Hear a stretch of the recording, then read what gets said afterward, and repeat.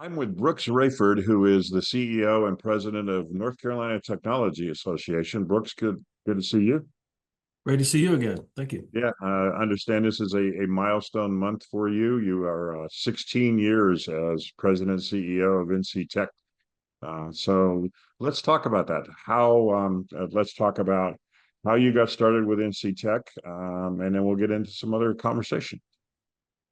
Yeah, thank you. October 1st was my 16th anniversary as CEO here, and this is our 31st year as an association. We were established legally in February of 1993, so about half the life of the association has been my time. It was an interesting journey, Chuck. I just out of college went to work for then Governor Jim Hunt, who was coming back into office for what was his third term as governor. He had been governor for 2 terms and then out for 2 terms and then back in, and technically took office in the beginning of 1993. So I went to work for him then, and interestingly, his predecessor, former Governor Jim Martin, had a Secretary of Revenue by the name of Betsy Justice, and she knew she would be transitioning out as well. So she laid the groundwork with others to create what was then called the North Carolina Electronics and Information Technology Association, or NCETA, as we pronounced it, and some people still do. So Betsy was the founding CEO and served in that role for about 7 years before moving back into the business sector. She had a successor and then also served about 7 years, Joni Myers, and also she went back in the private sector. And then there was a transition in '08. It came to my attention through board members who I knew and through the search firm that was being used, who I knew about the role. I was ready to run a statewide organization again. And so one thing led to another. And October 1 of 2008, which is perhaps an inopportune time to start anything new, but turned out to be, nowhere to go but up moment. And it's been a great ride since. So I'm grateful for the opportunity. There we go. And for those, I don't think there's a lot of folks who don't know, but talk about NC Tech's mission, what you do, and how you serve the technology community. I will. It's been it's been interesting to see how technology has become so pervasive that there's no person or industry or sector that is untouched by it, unlike a lot of verticals, other sectors. So we have morphed over time to be open membership to any company, organization, or institution. We have colleges, universities, community colleges, public, private, state agencies, counties, cities, but also companies, as you would expect, of all types, nonprofits, et cetera. And our primary purpose is to represent the sector. We stopped calling it the tech industry a long time ago because the sector kind of applies broadly to every organization that has a tech operation within it. So we advocate for the sector. We advocate for North Carolina having public policy decisions that are welcoming and encouraging to the creative class, to companies that employ those people. We have been very successful as a state through lots of initiatives, efforts, policies, advocacy, but we're part of that mix. We're not an economic development organization, but we're called on frequently to assist in that area. So we're referred to as an ally, I guess, in the language of economic development. We promote North Carolina publicly as a great place to come and work. We have 3 primary sources of tech talent. When you think about it, there's those graduating from institutions here. We have a lot of that. That's not enough. We have in-migration. We're very fortunate that people want to move here from other states who are more seasoned. They're not just coming out of school necessarily. And so we're able to fill a lot of the mid and senior level roles by people who want to come here, move here with their family. They want the quality of life, the cost of living, and all of that.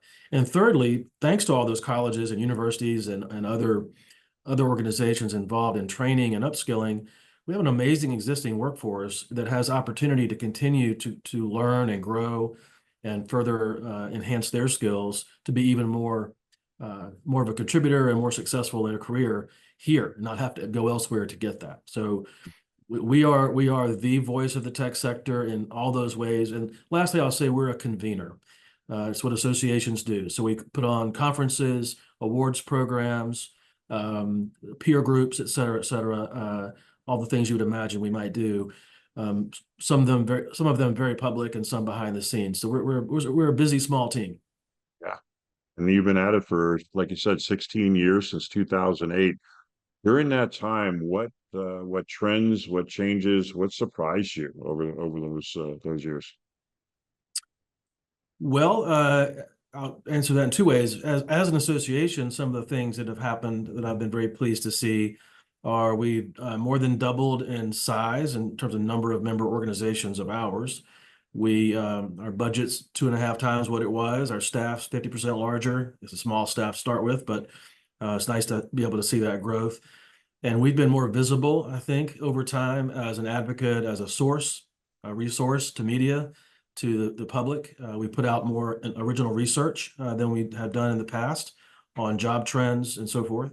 Um, and the last thing I'll say on that front is we've been very fortunate we're a nonpartisan organization. We don't endorse candidates, we don't give money, we don't have a PAC or any of that. And that's been to our advantage in that we're very trusted by policymakers, both appointed and elected. We are reached out to by them more than we reach out to them. And that's a Mm. good sign. We're seen as a credible source. And part of that is the visibility that we've built over time. So that's internal.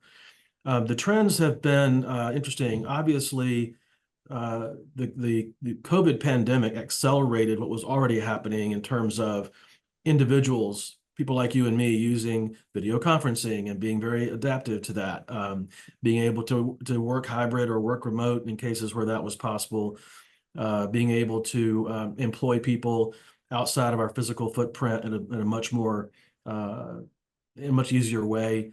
Um, was talking to someone the other day that although in person's always better, always, there are a lot of meetings and there are a lot of discussions like the one you and I are having that are perfectly suitable to a video setting. It saves time, it's efficient, and that's great. And it's great for maintaining existing relationships if you're in sales.